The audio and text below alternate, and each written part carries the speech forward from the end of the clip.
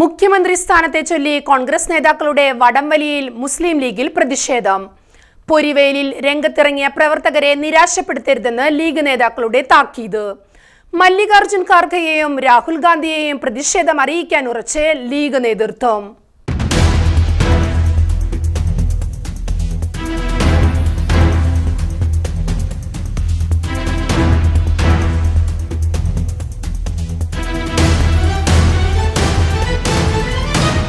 തെരഞ്ഞെടുപ്പ് ഫലം പുറത്തുവരുന്നതിന് മുമ്പ് തന്നെ മുഖ്യമന്ത്രി സ്ഥാനത്തിന് വേണ്ടി മുതിർന്ന കോൺഗ്രസ് നേതാക്കൾ നടത്തുന്ന പിടിവലികൾ UDFനെ അപഹാസ്യരാക്കുന്നു. അധികാര കസേര ലക്ഷ്യമിട്ടുകൊണ്ടുള്ള ഈ വിധം വടംവലിക്കെതിരെ ശക്തമായ പ്രതിഷേധമുയർത്തി പ്രമുഖ ഘടക കക്ഷിയായ മുസ്ലിം ലീഗ് രംഗത്ത് വന്നു കഴിഞ്ഞു. ഈ തർക്കം UDFന്റെ സ്വീകാര്യതയാണ് തകർക്കുന്നതെന്നും ഇതിൽ പങ്കുചേരാൻ മുസ്ലിം ലീഗ് തയ്യാറല്ലെന്നും ലീഗ് നേതാവ് PK കുഞ്ഞാലിക്കുട്ടി തുറന്നടിച്ചത് കോൺഗ്രസ് നേതൃത്വത്തെ ഞെട്ടിച്ചിട്ടുണ്ട്.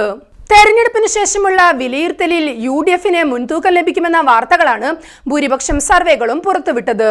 അടിയൊഴുക്കുകൾ വിശകലനം ചെയ്ത് തികഞ്ഞ വിജയ പ്രതീക്ഷയിലാണ് UDF നേതൃത്വവും. അധികാരം കിട്ടുമെന്ന തോന്നൽ ശക്തമായതോടെ മുഖ്യമന്ത്രിയാകാനുള്ള തന്ത്രങ്ങൾ മെനഞ്ഞുകൊണ്ട് കോൺഗ്രസ് നേതാക്കൾ രംഗത്തെത്തി. മുഖ്യമന്ത്രിയായ ശേഷം ഏതെങ്കിലും MLAയെ രാജിവെപ്പിച്ച് അവിടെ മത്സരിച്ച് ജനപ്രതിനിധിയാകാം എന്ന് കരുതുന്ന നേതാക്കൾ പോലുമുണ്ട്. MP സ്ഥാനം രാജിവെച്ച് മുഖ്യമന്ത്രിയാകാൻ കാത്തിരിക്കുന്ന നേതാക്കൾ വരെയുമുണ്ട്.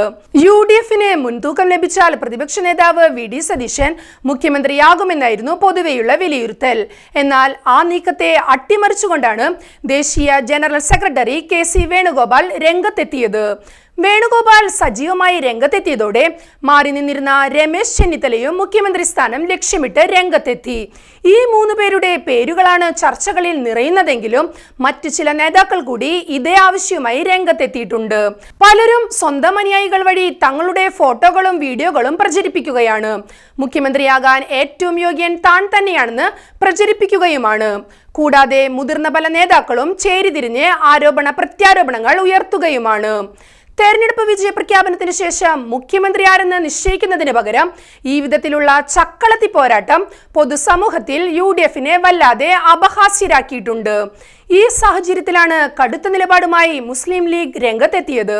ഇപ്പോൾ നടക്കുന്ന ചർച്ചകൾ അനവസരത്തിലാണെന്നും അതിൽ തങ്ങൾക്ക് അസംതൃപ്തിയുണ്ടെന്നുമാണ് Muslim League general secretary advocate PMA Salam തുറന്നടിച്ചത്. ഭൂരിപക്ഷം കിട്ടിയ ശേഷമാണ് മുഖ്യമന്ത്രിയെ തീരുമാനിക്കേണ്ടത്.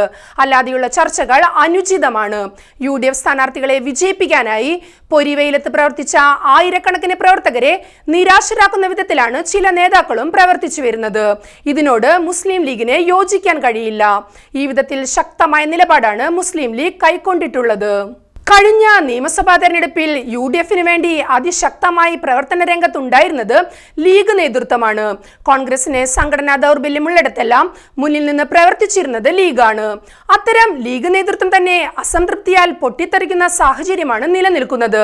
തങ്ങളുടെ അസംതൃപ്തി മല്ലികാർജുൻ ഖാർഗെയെയും രാഹുൽ ഗാന്ധിയെയും പോലെയുള്ള മുതിർന്ന കോൺഗ്രസ് നേതാക്കളെ അറിയിക്കാനുള്ള മുന്നൊരുക്കത്തിലാണ് PK കുഞ്ഞാലിക്കുട്ടിയെയും PMA സലാമിനെയും പോലെയുള്ള ലീഗ് നേതാക്കൾ.